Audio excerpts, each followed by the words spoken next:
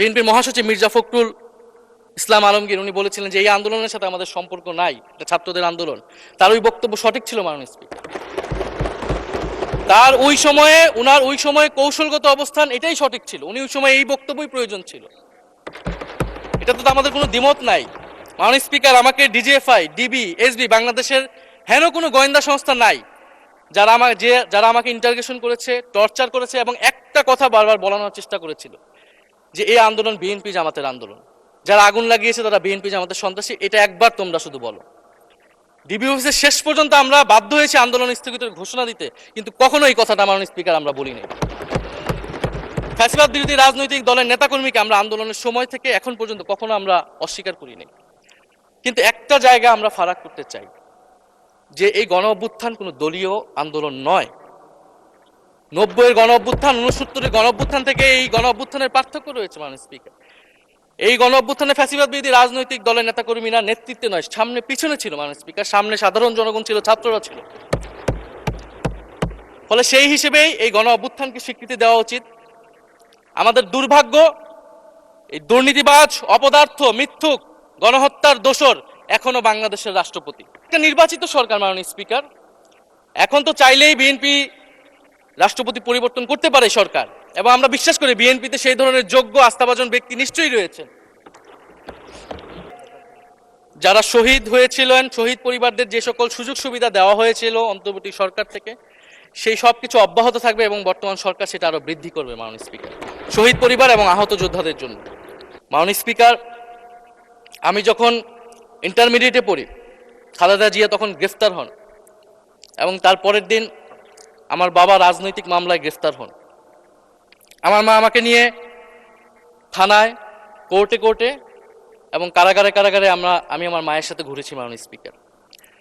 আমি জানি আমার এই অভিজ্ঞতা বাংলাদেশের লাখ লাখ মানুষের, ফ্যাসিবাদ বিরোধী আন্দোলন রাজনৈতিক কর্মী যারা রয়েছে তাদের সকলের একই অভিজ্ঞতা মাননীয় স্পিকার। মাননীয় স্পিকার, সেই অভিজ্ঞতা থেকেই বিশ্ববিদ্যালয়ে যখন এসেছি প্রথম, মনে হয়েছে যে এই প্রজন্ম হিসেবে আমাদের একটা দায়বদ্ধতা আছে। আমার সামনে একজন স্বৈর শাসক থাকবে, বাংলাদেশের একজন ছাত্র হিসেবে আমি এটা মেনে নিতে পারিনি মাননীয় স্পিকার প্রথম বর্ষ থেকে। অধিবেশনের দিনের আলোচনায় আমাদেরকে আরো বেশি অবাক করলেন মাননীয় অর্থমন্ত্রী। ফলে অর্থ সেক্টরের কিছু বক্তব্য দিয়ে আলোচনা শুরু করছি। আমরা যখনই ব্যাংকিং খাত বা অর্থ সেক্টরের আর্থিক খাতের কথা আসে, মাননীয় অর্থমন্ত্রী একটা বাক্যই বারবার বলেন যে বিএনপির সময়ে এরকম কোনো রেকর্ড নাই যে আর্থিক খাতে বিশৃঙ্খলা হয়েছে। উনি কিছুক্ষণ আগে অস্বীকার করলেন যে বাংলাদেশ ব্যাংকের গভর্নর একটা রাজনৈতিক নিয়োগ, তাদের দলের নির্বাচন কমিটির সদস্য, এবং তিনি এটা অস্বীকার করলেন। আমি মাননীয় স্পিকার টিআইবির একটা তথ্য আপনাদেরকে দিচ্ছি। বর্তমান সরকারি দলের যারা নির্বাচনের প্রার্থী হয়েছেন তাদের 59.41% ঋণগ্রস্ত, এবং যার বেশিরভাগ হচ্ছে সরকারি দলে। সংসদ সদস্যদের 11,000 কোটি টাকার বেশি ঋণ রয়েছে, যার অধিকাংশই সরকারি দলের। এদের অধিকাংশই ঋণ খেলাপি ছিলেন, নির্বাচনের আগে কিছু টাকা ঋণ দিয়ে পুনঃতফসিল করে নিয়েছেন। এবং বর্তমান যে বাংলাদেশ ব্যাংকের গভর্নর, তার স্পেশালিটিটা কি? তার স্পেশালিটি হচ্ছে এই ঋণ পুনঃতফসিল করা, এটাতে তিনি এক্সপার্ট। ফলে তাকে বাংলাদেশ ব্যাংকের গভর্নর কেন দেওয়া হয়েছে এটা খুব পরিষ্কার মাননীয় স্পিকার। এই যে হাজার হাজার কোটি টাকার ঋণ, সেই ঋণগুলো যাতে ঋণ পুনঃতফসিল করতে পারে, সেই সুযোগ সুবিধাটা করে দেওয়ার জন্যই বাংলাদেশের ইতিহাসে প্রথমবারের মতো একজন ব্যবসায়ীকে বাংলাদেশ ব্যাংকের গভর্নর দেওয়া হয়েছে। ফলে জাতির সামনে এই জিনিসগুলো পরিষ্কার হয়েছে। এখন সামনের আর্থিক খাতে আরো নিয়োগ তারা কি বিবেচনায় দিবেন, এই জন্য আমরা তাদের উপর আর আস্থা রাখতে পারছি না মাননীয় স্পিকার। মাননীয় স্পিকার, রাষ্ট্রপতির উপর ধন্যবাদ জ্ঞাপন বক্তব্য, রাষ্ট্রপতির বক্তব্য আমি শুনিও নাই, পড়িও নাই, এবং সেই বক্তব্য দেওয়ার সুযোগ করে দেওয়াকে আমরা প্রত্যাখ্যান জানিয়েছিলাম। আমরা খুব স্পষ্টভাবে বলেছিলাম যে এই রাষ্ট্রপতি অপসারণ প্রয়োজন, তাকে গ্রেফতার করা প্রয়োজন।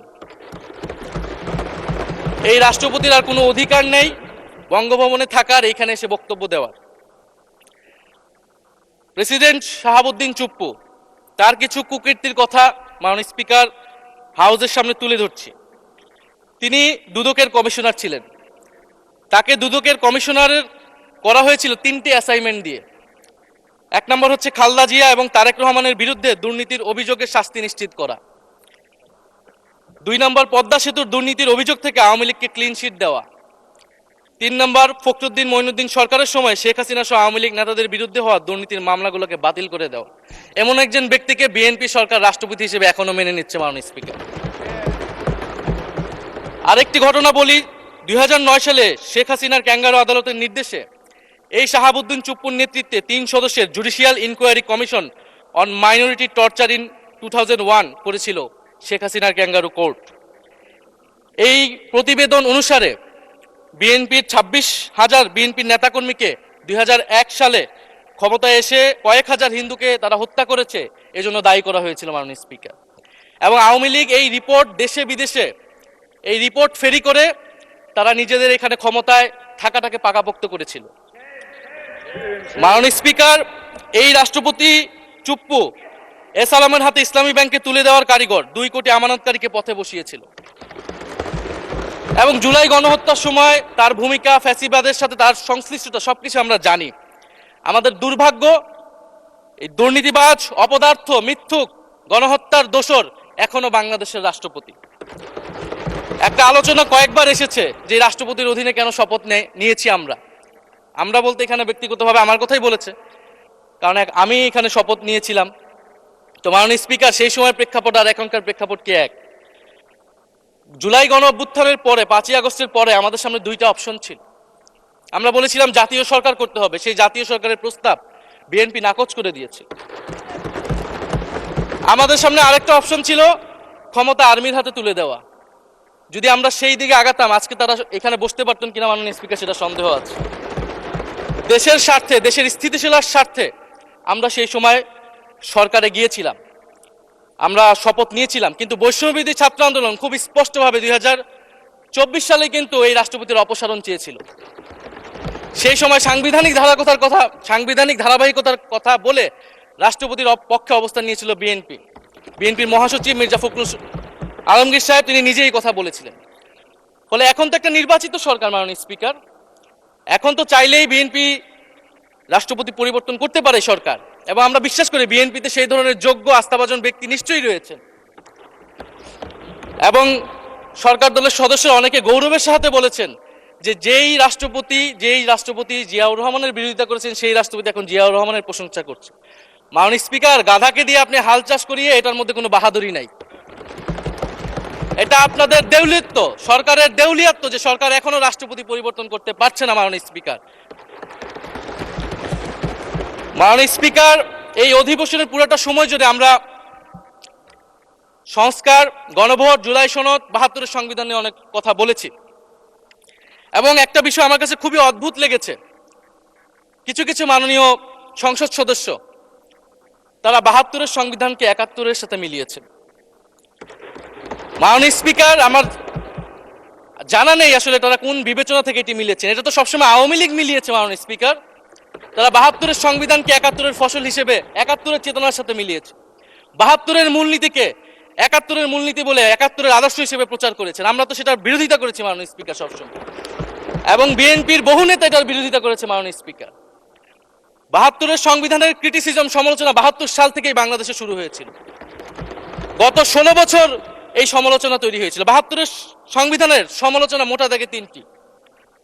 প্রথমত, এই সংবিধান স্বাধীন বাংলাদেশের নির্বাচিত প্রতিনিধিরা প্রণয়ন করে নাই।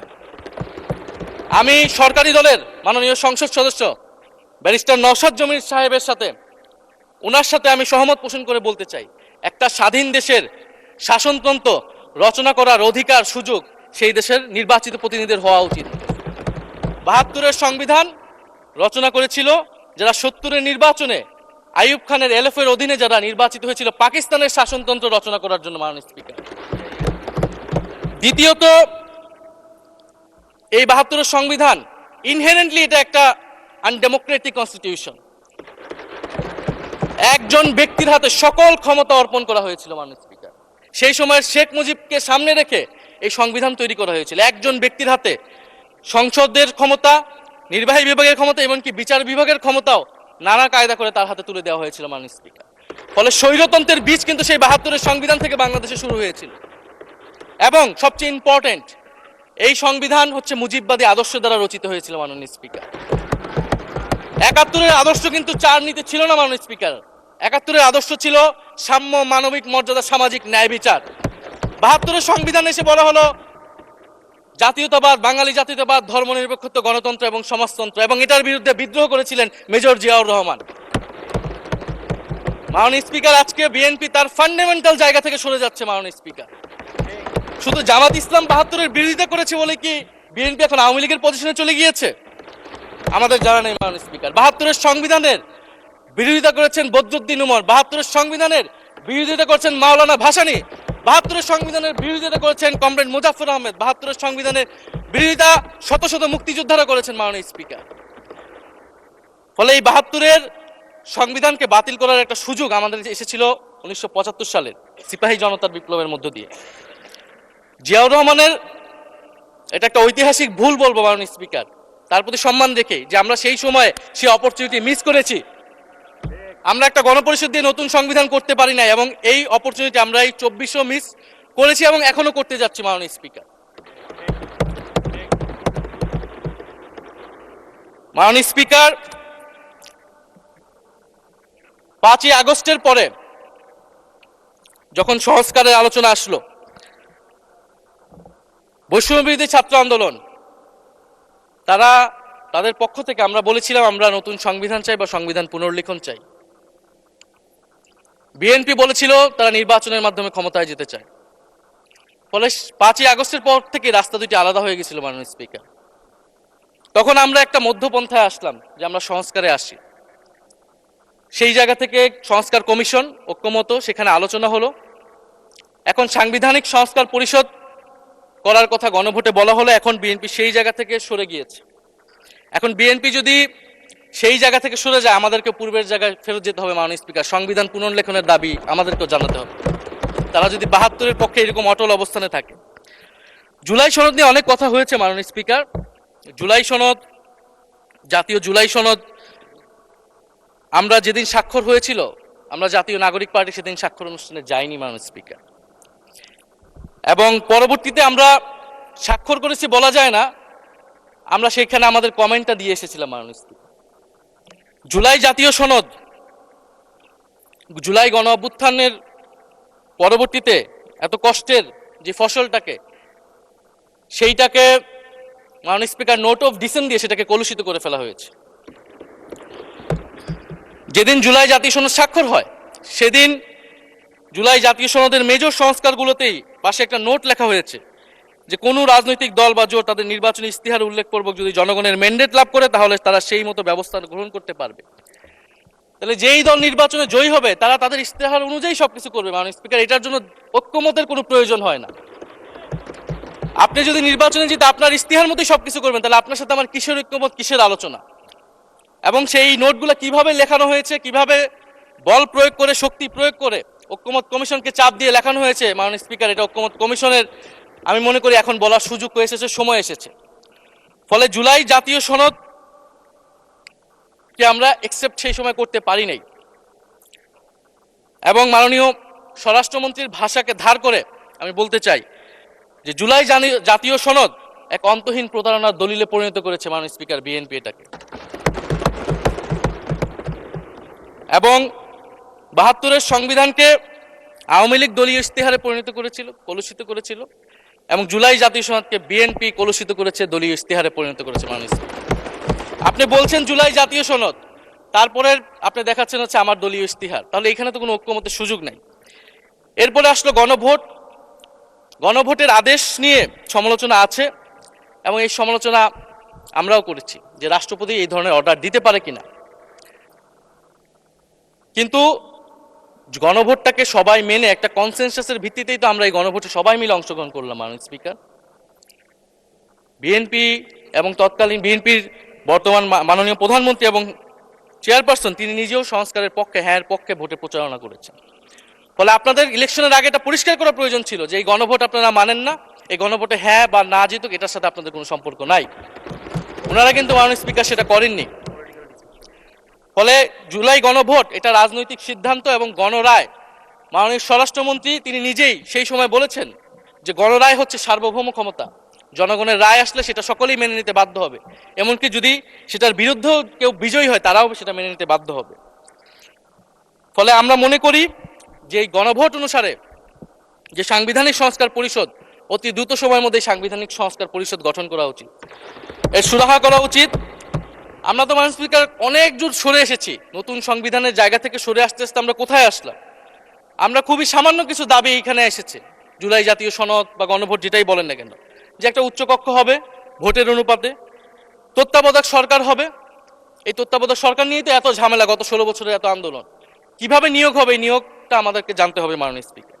নির্বাচন কমিশনার এবং সাংবিধানিক প্রতিষ্ঠানগুলোতে কিভাবে নিয়োগ হবে, একটা নির্দলীয় এবং গ্রহণযোগ্য নিয়োগ আমরা কিভাবে করতে পারি যেটা দেশকে বিভাজিত করবে না, বিরোধী দলের উপরে বিরোধী দলের অধিকার ক্ষুণ্ণ করবে না, এবং সবচেয়ে গুরুত্বপূর্ণ বিচার বিভাগ পৃথকীকরণ। মাননীয় স্পিকার, এগুলা আমরা 5ই আগস্টের পরে আসমান থেকে বলিনি, এগুলা গত 16 বছর আলোচনা হয়েছে। বিএনপির 31 দফায় আলোচনা ছিল, আরো অনেক রাজনৈতিক দলের আলোচনাতে, সংস্কারের আলোচনা থেকে আমরা মাননীয় স্পিকার ধার করেছিলাম। হ্যাঁ, বিচার বিভাগ এই মুহূর্তে পৃথকীকরণ বা বিচার বিভাগের স্বাধীনতা নিয়ে কনসার্ন আছে, কারণ আওয়ামী লীগের নিয়োগকৃত অনেক বিচারক মাননীয় স্পিকার এখনো রয়ে গেছে বিচারালয়ে, যারা এই জামিনগুলো করিয়েছে ফ্যাসিস্টদের। কিন্তু সেটার একটা সুরাহা আপনারা করেন, আমরা সহযোগিতা করব, কিন্তু তারপরে তো বিচার বিভাগের স্বাধীনতা মাননীয় স্পিকার নিশ্চিত করতে হবে। গুম এবং মানবাধিকার অধ্যাদেশ বাতিল করলেন, আপনারা বলছেন ভালো আইন নিয়ে আসবেন। তো ভালো আইন যতক্ষণ পর্যন্ত আনতে পারছে না ততক্ষণ পর্যন্ত মাননীয় স্পিকার আপনাদের সমালোচনাটা সহ্য করতে হবে। আপনারা ভালো আইন নিয়ে আসুন এবং অতি দ্রুত সময়ের মধ্যে নিয়ে আসুন, আমরা দেখি। মাননীয় স্পিকার, এই সংসদে এই অধিবেশনে আরেকটি বিষয় বারবার এসেছে, সেটা হচ্ছে মুক্তিযুদ্ধ এবং জুলাই গণ অভ্যুত্থান। মুক্তিযুদ্ধকে মাননীয় স্পিকার আমরা শ্রদ্ধা করি। আমরা মনে করি এই প্রজন্ম যারা জুলাই গণ অভ্যুত্থানে অংশগ্রহণ করেছি, জুলাই গণ অভ্যুত্থানের মধ্য দিয়ে মুক্তিযুদ্ধের নতুন রূপ তৈরি হয়েছে, মুক্তিযুদ্ধের নবায়ন হয়েছে।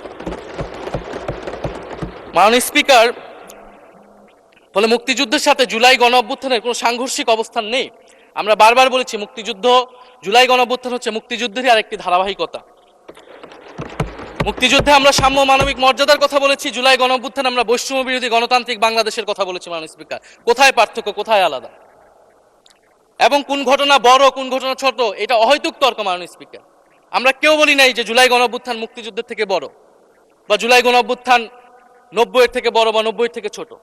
জুলাই গণ অভ্যুত্থান এক বিশেষ ঘটনা বাংলাদেশের ইতিহাসে, মুক্তিযুদ্ধ এক বিশেষ ঘটনা, মুক্তিযুদ্ধ বাংলাদেশের ফাউন্ডেশন। মাননীয় স্পিকার, এটার ব্যাপারে আমরা আনকম্প্রোমাইজেবল, এটা নিয়ে কোনো বিতর্কের কোনো সুযোগ নাই। তবে এই কথাটা ওনারাই বারবার বলে মুক্তিযুদ্ধকেও ছোট করতেছেন, জুলাই গণ অভ্যুত্থানকেও ছোট করতেছেন।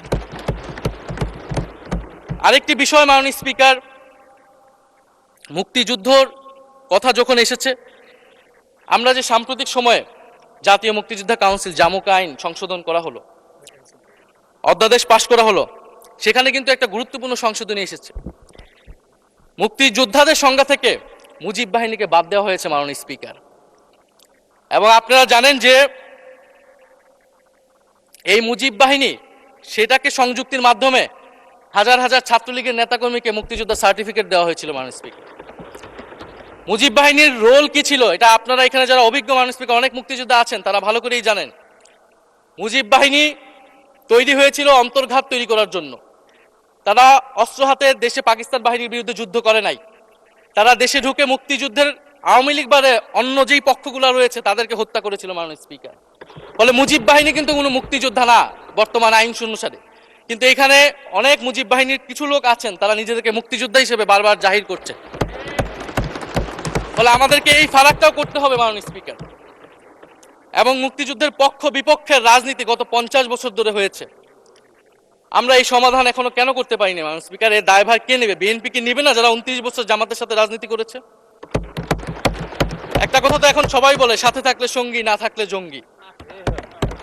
ফলে এটার দায়িত্ব ছিল তো উনাদের, এই রিকনসিলিয়েশন তৈরি করা, এই প্রশ্নের সুরাহা করা। জুলাই গণ অভ্যুত্থানের পরে স্বাধীনতার 54-55 বছর পরে জাতীয় সংসদে মুক্তিযুদ্ধের পক্ষ আর বিপক্ষ বলে ভাগ থাকবে, এটা তো মাননীয় স্পিকার আমরা প্রত্যাশা করি না, এটা এই প্রজন্ম প্রত্যাশা করে না। আমি মাননীয় স্বরাষ্ট্রমন্ত্রীর সাথে একমত পোষণ করি যে ইতিহাসের এই বিতর্ক আমাদেরকে সমাধান করতে হবে, একপাশে রেখে সামনের দিকে এগিয়ে যেতে হবে এবং এটা সব পক্ষকে এটার জন্য দায়িত্বশীল ভূমিকা পালন করতে হবে। মুক্তিযুদ্ধ যেমন কোনো দেশের ষড়যন্ত্র না, আবার মুক্তিযুদ্ধের নাম করে এদেশে যে লুটপাট ফ্যাসিবাদ কায়েম হয়েছে সেটাও আমাদের ভুলা যাবে না। মাননীয় স্পিকার, জুলাই গণ অভ্যুত্থান সকলের অংশগ্রহণে হয়েছিল, এটা আমরা বারবার বলেছি। তবে বিএনপির বিভিন্ন সদস্য তারা তাদের আলোচনায় বারবার বলার চেষ্টা করে যে আমরা ছিলাম না, আমরা তো এভাবে ছিলাম এভাবে ছিলাম। এটা তো প্রমাণ করার প্রয়োজন নাই মাননীয় স্পিকার। এটা কেন এত হীনমন্যতা আমাদের এটা বুঝে আসে না।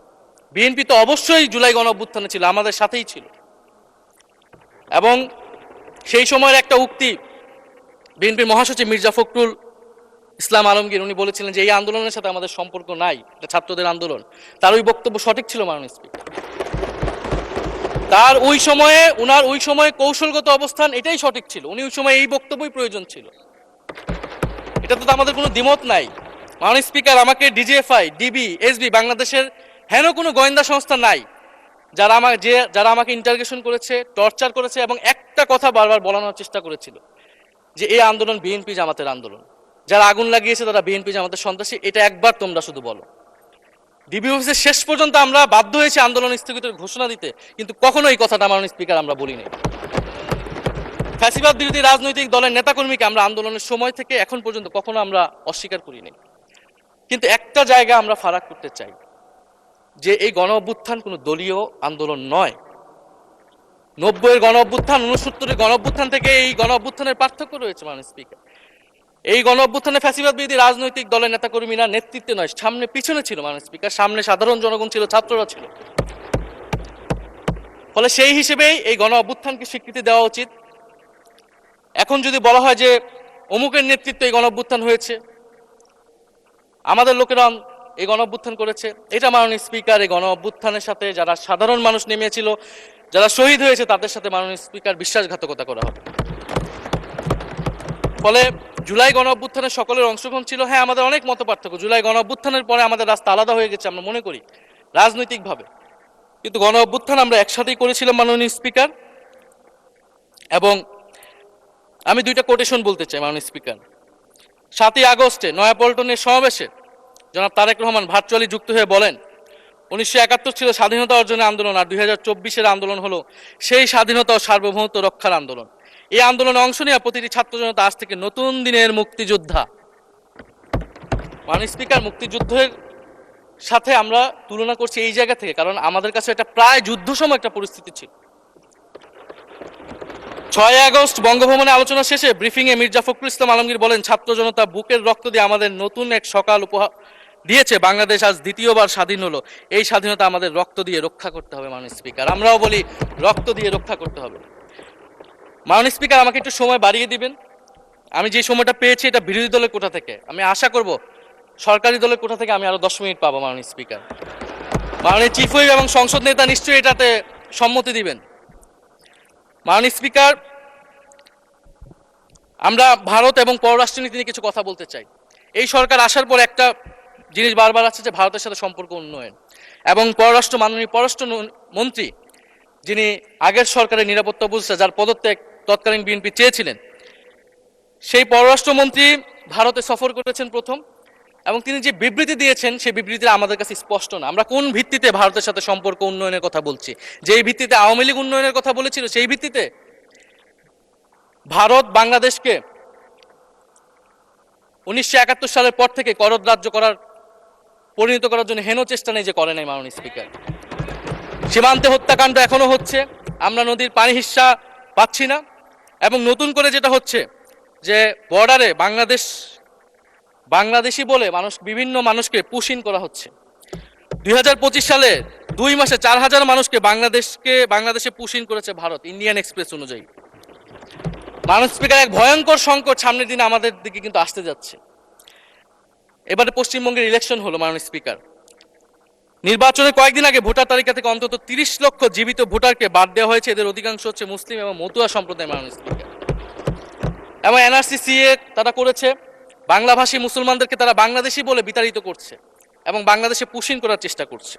এবং আমাদের যে ভারতের সাথে আগের সংকট রয়েছে এবং গত 16 বছর যে ফ্যাসিজম ছিল সেটাকে আঞ্চলিক এবং আন্তর্জাতিকভাবে আওয়ামী লীগকে স্পষ্টভাবে সমর্থন দিয়েছিল ভারত। এবং এখনো জুলাইয়ের গণহত্যাকারী খুনি শেখ হাসিনা, ওসমান হাদির হত্যাকারীরা সবাই ভারত তাদেরকে আশ্রয় দিয়েছে। ফলে ভারতের সাথে এই বিষয়গুলো নিয়ে আমাদের সরকার কি কথা বলেছে এটা মাননীয় স্পিকার আমরা জানতে চাই। ভারতের সাথে সম্পর্ক আমরা উন্নয়ন করতে চাই, ভারত আমাদের প্রতিবেশী দেশ, কিন্তু মর্যাদার ভিত্তিতে, সাম্যের ভিত্তিতে এই সম্পর্ক হতে হবে মাননীয় স্পিকার। ভারত শুধু আওয়ামী লীগের সাথে সম্পর্ক তৈরি করে এই দেশকে নিয়ন্ত্রণ করার চেষ্টা করছে, সেই দিনকে সে কবর রচনা করতে হবে মাননীয় স্পিকার। ফলে এটা আমরা বুঝতে পারতেছি না ভারত বিএনপির সাথে বা বর্তমান সরকারের সাথে তার সম্পর্কের ভিত্তিটা কি, এবং বর্তমান সরকার আমার এই কথাগুলো যেগুলো আমি বললাম সেগুলো নিয়ে ভারতের সাথে কথা বলেছে কিনা মাননীয় স্পিকার। মাননীয় স্পিকার, দুর্নীতি নিয়ে অনেক কথা হয়, আমি ঋণ খেলাপির পরিসংখ্যানগুলো দিলাম এবং নির্বাচনের বিধান অনুযায়ী ঋণ খেলাপিকে নির্বাচনে প্রার্থী হতে পারবে না, কিন্তু আমরা দেখলাম নির্বাচনের আগে কিছু টাকা পরিশোধ করে ঋণ পুনঃতফসিল করে তারা সংসদ সদস্য বেশি আসলেন। মাননীয় স্পিকার, আমি কিছু সংখ্যা বলছি। 1700 কোটি টাকা, 765 কোটি টাকা, 679 কোটি টাকা, 621 কোটি টাকা, 201 কোটি টাকা, 182 কোটি টাকা, 97 কোটি টাকা। মাননীয় স্পিকার, এগুলো আমাদের সংসদ সদস্য যারা তাদের ঋণ রয়েছে মাননীয় স্পিকার। এবার আমি নাম বললাম না, কিন্তু পরের সেশনে কিন্তু মাননীয় স্পিকার আমি নাম ধরেই কথা বলবো, এগুলা ফ্যাক্ট। এবং এখনো 2 জন আসতে পারে নাই এই কারণে। এখন দুর্নীতির বিরুদ্ধে তো যুদ্ধ ঘোষণা হয়েছে, এখন এই ঋণগুলো কবে বাংলাদেশের জনগণ ফেরত পাবে, বাংলাদেশের ব্যাংক ফেরত পাবে মাননীয় স্পিকার, এটা আমরা জানতে চাই। মাননীয় স্পিকার যদি সময় একটু বাড়িয়ে দেন। মাননীয় সদস্য, আপনি আবেদন জানিয়েছিলেন, এর মধ্যে ট্রেজারি বেঞ্চের যে চিফ হুইপ আছেন, মাননীয় চিফ হুইপ, উনি আমাকে জানিয়েছেন উনার সময় 20 মিনিট বরাদ্দ ছিল, সেখান থেকে 5 মিনিট উনি কর্তন করে আপনাকে দিয়েছেন। তো আপনি 5 মিনিটের মধ্যে দয়া করে শেষ করবেন। মাননীয় স্পিকার, আর মাননীয় প্রধানমন্ত্রীর থেকে আরো 5 মিনিট আমি রিকোয়েস্ট করছি মাননীয় স্পিকার, আর যদি 5 মিনিটে শেষ করতে পারে আমি শেষ করে দিব, কোনো সমস্যা নেই মাননীয় স্পিকার। ফলে আমরা দুর্নীতির কথা বলা হচ্ছে, 16 বছরে আওয়ামী লীগের যে দুর্নীতি, সেই দুর্নীতি থেকেও বড় হয়ে গেছে অন্তর্বর্তী সরকারের সময় ছাত্র সমন্বয়করা কি দুর্নীতি করেছে মাননীয় স্পিকার। ছাত্র সমন্বয়করা খুবই খারাপ, তারা মন্ত্রণালয়ে ঘুরেছে, দুর্নীতি করেছে, কিংস পার্টি করেছে। তো মাননীয় স্পিকার, গত আওয়ামী লীগের আমলে 16 বছরের দুর্নীতির বিচার ওনারা কিভাবে করবেন সেইটা মাননীয় স্পিকার ওনাদের বলা উচিত জনগণের সামনে। এবং আরো ভালো হয় যদি 2001 থেকে 6 সাল পর্যন্ত মাননীয় স্পিকার যে দুর্নীতির অভিযোগগুলো এসেছিল সেটারও একটা স্বচ্ছ তদন্ত মাননীয় স্পিকারের বর্তমান সরকার করে। দুর্নীতি কেউ না কেউ তো করেছে, কারা করেছে তাদের নাম বাংলাদেশের জনগণের সামনে উন্মুক্ত করা হোক, কারণ সেটার জন্যই তাদেরকে ভোগান্তি পোহাতে হয়েছে 1/11 ষড়যন্ত্রের মাধ্যমে। বর্তমান প্রধানমন্ত্রী, তাকেও কিন্তু দুর্নীতির মিথ্যা অভিযোগ দিয়ে মাননীয় স্পিকার তার বিরুদ্ধে মামলা করা হয়েছিল। মাননীয় স্পিকার, মাননীয় স্বরাষ্ট্রমন্ত্রীর দৃষ্টি আকর্ষণ করছে, একটু আইন শৃঙ্খলা নিয়ে কথা বলি। 2 মাসে বিএনপির হাতে খুন হয়েছে 31 জন, ধর্ষণের ঘটনা ঘটেছে 14টি, বিএনপির চাঁদাবাজির খবর এসেছে 83টি, হামলার ঘটনা এসেছে 154টি। এর একটিতে সরকার কার্যকর কোনো ব্যবস্থা গ্রহণ করেনি। মাননীয় স্পিকার, শাহবাগ থানার সামনে ঢাকা বিশ্ববিদ্যালয়ের সাংবাদিক সমিতির কয়েকজন সদস্যকে বেধড়ক মারধর করেছে ছাত্রদলের নেতাকর্মীরা, এবং এটার এখনো কোনো মামলা নেয়নি। মাননীয় স্বরাষ্ট্রমন্ত্রী যদি জানান এই মামলাটা কেন নেওয়া হচ্ছে না। থানার ভিতর প্রবেশ করে ওসির রুমে ডাকসুর 2 জন নির্বাচিত প্রতিনিধিদের উপর হামলা করা হয়েছে। মাননীয় স্পিকার, ঢাকা বিশ্ববিদ্যালয়ের সাংবাদিক সমিতি, মাননীয় স্পিকার আপনি জানেন আপনি ঢাকা বিশ্ববিদ্যালয়ের ছাত্র, মহসিন হলের, আমিও মহসিন হলের ছাত্র। মাননীয় স্পিকার, ঢাকা বিশ্ববিদ্যালয়ের সাংবাদিক সমিতির একটা বড় ভূমিকা আছে বাংলাদেশের গণতান্ত্রিক আন্দোলনগুলোতে, আমাদের বিশ্ববিদ্যালয়ের গণতান্ত্রিক আন্দোলনগুলোতে। মাননীয় স্পিকার, মাজার হামলা নিয়ে কিছু কথা বলতে চাই।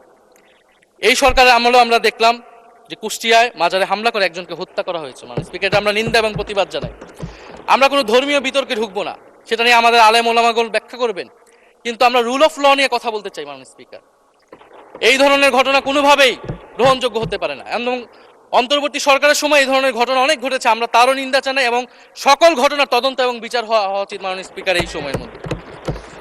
মাননীয় স্পিকার, জঙ্গিবাদ নিয়ে নতুন করে কথা আসছে, সরকারের প্রতি অনুরোধ থাকবে আপনারা একটু সমন্বয় করে বক্তব্য দিন। স্বরাষ্ট্রমন্ত্রী বলছেন জঙ্গিবাদ নেই, আবার মাননীয় প্রধানমন্ত্রীর উপদেষ্টা বলছেন জঙ্গিবাদ আছে, জঙ্গি আছে। তো ওনাদের বক্তব্যটা পরিষ্কার হলে আমরাও এই বিষয়ে আমাদের অবস্থান বা বক্তব্যটা পরিষ্কার করতে পারবো। তবে একটা জিনিস, যে জঙ্গিবাদের বিরুদ্ধে আমাদের জিরো টলারেন্স মাননীয় স্পিকার। এটা বাংলাদেশের সিকিউরিটি প্রশ্ন এবং এটা সরকার এককভাবে ডিল করতে পারবে না, এটা জাতীয় ঐক্য লাগবে এবং সরকারকে আমরা সর্বাত্মকভাবে সহযোগিতা করবো এই বিষয়ে। তবে বিগত আমলের মতো এবং ওয়ারেন্ট টেররের প্রজেক্ট হিসেবে যাতে বাংলাদেশে কোনো জঙ্গিবাদের নাটক না হয় মাননীয় স্পিকার, এটাও আমাদের মাথায় রাখবে। মাননীয় স্পিকার, আমাদের দেশের প্রধান একটা জনগোষ্ঠী হচ্ছে কৃষক, আমরা সবাই কৃষক পরিবারের সন্তান। সরকার কৃষি কার্ড দিচ্ছে, এটা সরকারকে সাধুবাদ জানাই। তবে সরকার গত বছরের যে দামে কৃষক থেকে ধান এবং চাল কিনেছে, এই বছর ঠিক একই দামে কৃষক থেকে ধান কিনছে, এটার ফলে কৃষকদের কিন্তু মাননীয় স্পিকার লোকসান হচ্ছে। ডিজেলের দাম বৃদ্ধি হয়েছে, সেচ খরচ, সার, বীজ, শ্রমিক মজুরি সব মিলিয়ে মাননীয় স্পিকার বোরো মৌসুমে ধানের উৎপাদন খরচ উল্লেখযোগ্যভাবে বেড়েছে। একদিকে কৃষি কার্ড দিবেন, আরেকদিকে ধানের ন্যায্য মূল্য আপনারা কৃষককে দিবেন না, এটা মাননীয় স্পিকার কোনো সমাধান বলে আমরা মনে করি না। মাননীয় স্পিকার, আমরা জুলাই গণহত্যার বিচার নিয়ে মাননীয় আইনমন্ত্রীকে এখন পর্যন্ত কোনো ব্রিফিং মাননীয় সংসদে করতে শুনি নাই, হয়তো আমার মিস হয়ে যেতে পারে। আমরা আশা করব উনি প্রতি অধিবেশনে সংসদে এবং সংসদের বাইরে, আমাদের ট্রাইব্যুনালের চিফ প্রসিকিউটর আছেন, মাননীয় আইনমন্ত্রীর থেকেও আমরা জুলাই গণহত্যার বিচার প্রক্রিয়া কতটুকু আগাচ্ছে, কিভাবে আগাচ্ছে, এটা নিয়ে আমরা স্বচ্ছ বক্তব্য ওনাদের কাছ থেকে, সরকারের কাছ থেকে মাননীয় স্পিকার আশা করি। আমরা আশা করি মাননীয় স্পিকার, যে জুলাই যারা শহীদ হয়েছিলেন, শহীদ পরিবারদের যে সকল সুযোগ সুবিধা দেওয়া হয়েছিল অন্তর্বর্তী সরকার থেকে, সেই সব কিছু অব্যাহত থাকবে এবং বর্তমান সরকার সেটা আরো বৃদ্ধি করবে মাননীয় স্পিকার, শহীদ পরিবার এবং আহত যোদ্ধাদের জন্য। মাননীয় স্পিকার, আর 2 মিনিট যদি বৃদ্ধি করতেন আমি শেষ করে দিব। 2 মিনিট। জি, 2 মিনিট বৃদ্ধি করা হলো। মাননীয় স্পিকার, আমরা এই জুলাই গণ অভ্যুত্থানে এই প্রজন্ম কর্মসংস্থানের বড় একটা দাবি নিয়ে কিন্তু মাননীয় স্পিকার চাকরির আন্দোলন থেকে আন্দোলনটা শুরু হয়েছিল। ফলে আমরা আশা করব এই সরকারের সময় কর্মসংস্থানের সুরাহা হবে এবং সেটার জন্য আর্থিক খাতে দুর্নীতি বন্ধ করতে হবে, বিনিয়োগ আনতে হবে এবং চাকরিতে স্বজনপ্রীতি, দুর্নীতি এগুলো একদম বন্ধ করতে হবে মাননীয় স্পিকার, সরকারি চাকরিতে বিশেষত। মাননীয় স্পিকার, একটা বিষয় যে সরকার এখন বলে দিচ্ছে যে বিরোধী দল কিভাবে কথা বলবে, কিভাবে বিরোধিতা করবে এবং বিরোধী দলের পতনও হয়ে যাবে, এরকম কথা মাননীয় স্পিকার সংসদে আমাদের শুনতে হচ্ছে। তো বিরোধী দল তো মাননীয় স্পিকার সরকারের প্রেসক্রিপশন অনুযায়ী বিরোধিতা করবে না, সরকারের শিখিয়ে দেওয়ার প্রয়োজন নাই কিভাবে কথা বলবে, কিভাবে বিরোধিতা করবে। বিরোধী দল বিরোধিতা করবে, সমালোচনা করবে, জনগণ এটা ঠিক করবে বিরোধী দলকে কতটুকু সমর্থন দিবে কি দিবে না। এবং বিরোধী দলের রাজনীতি মাননীয় স্পিকার বিএনপি করেছে, আমরা দেখেছি, তখন ছোট ছিলাম। মাননীয় স্পিকার, আমি যখন ইন্টারমিডিয়েটে পড়ি, খালেদা জিয়া তখন গ্রেফতার হন এবং তার পরের দিন আমার বাবা রাজনৈতিক মামলায় গ্রেফতার হন। আমার মা আমাকে নিয়ে থানায়, কোর্টে এবং কারাগারে আমি আমার মায়ের সাথে ঘুরেছি মাননীয় স্পিকার। আমি জানি আমার এই অভিজ্ঞতা বাংলাদেশের লাখ লাখ মানুষের, ফ্যাসিবাদ বিরোধী আন্দোলন, রাজনৈতিক কর্মী যারা রয়েছে তাদের সকলের একই অভিজ্ঞতা মাননীয় স্পিকার। মাননীয় স্পিকার, সেই অভিজ্ঞতা থেকেই বিশ্ববিদ্যালয়ে যখন এসেছি প্রথম, মনে হয়েছে যে এই প্রজন্ম হিসেবে আমাদের একটা দায়বদ্ধতা আছে। আমার সামনে একজন স্বৈর শাসক থাকবে, বাংলাদেশের একজন ছাত্র হিসেবে আমি এটা মেনে নিতে পারিনি মাননীয় স্পিকার প্রথম বর্ষ থেকে। সেই জায়গা থেকে কাজ করেছি জুলাই গণ অভ্যুত্থানে। মাননীয় স্পিকার, আমি আমার এলাকা নিয়ে শুধু শেষ করব, সবাই যেহেতু এলাকা নিয়ে কথা বলে প্রথম আসলে, আমি মাননীয় প্রধানমন্ত্রীর প্রতিবেশী, ঢাকা 17-এর প্রতিবেশী হচ্ছে ঢাকা 11 মাননীয় স্পিকার। সংসদে সরকার দল এবং বিরোধী দলের যেই পরিমাণ বৈষম্য, ঢাকা 17 এবং ঢাকা 11-এর একই পরিমাণ মাননীয় স্পিকার বৈষম্য। ফলে উনি যাতে এই বৈষম্য দূর করেন এবং ঢাকা 11-এর জন্য যদি মাননীয় সদস্য 2 মিনিট চেয়েছিলেন, শেষ হয়ে গেছে। আর 2 মিনিট দেওয়া হলো, 2 মিনিটের মধ্যে শেষ করে ফেলেন প্লিজ। ধন্যবাদ আপনাকে।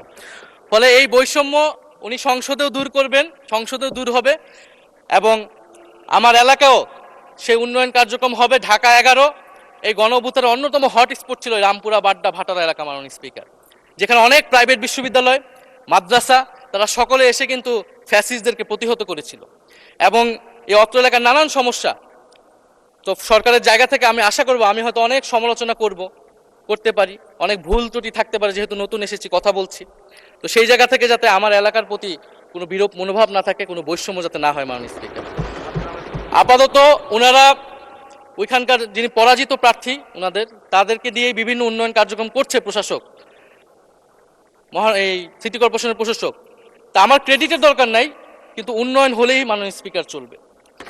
মাননীয় স্পিকার, আমি সর্বশেষ বলতে চাই, এই প্রথম অধিবেশনে বিশ্ববিদ্যালয় জীবনে ঢাকা বিশ্ববিদ্যালয়ের অনেক স্বপ্ন নিয়ে গিয়েছিলাম। প্রথম মাসে মাননীয় স্পিকার হতাশ হয়েছিলাম, যখন দেখেছি হলের সিস্টেম, যখন দেখেছি বিশ্ববিদ্যালয়ের সিস্টেম। এবং এই সংসদে মাননীয় স্পিকার প্রথম অধিবেশনে আমি অনেক হতাশ হয়েছি। সংসদ সরকারি দলের সদস্যরা যেভাবে স্তুতি করেছে, যেভাবে সংবিধান সংস্কার পরিষদকে বাতিল করে দেওয়া হয়েছে, যেভাবে গণভোটকে অস্বীকার করেছে, মাননীয় স্পিকার আমি আশা করব আমাদের এই হতাশা অতি দ্রুতই শেষ হবে এবং আমরা যেই কমিটমেন্ট জনগণের কাছে করেছি সেই সকল প্রতিশ্রুতি আমরা রক্ষা করে সামনের দিকে এগিয়ে যেতে পারবো। মাননীয় স্পিকার, আপনাকে ধন্যবাদ, এই হাউসের সকলকে ধন্যবাদ। মাননীয় স্পিকার, ধন্যবাদ মাননীয় সদস্য।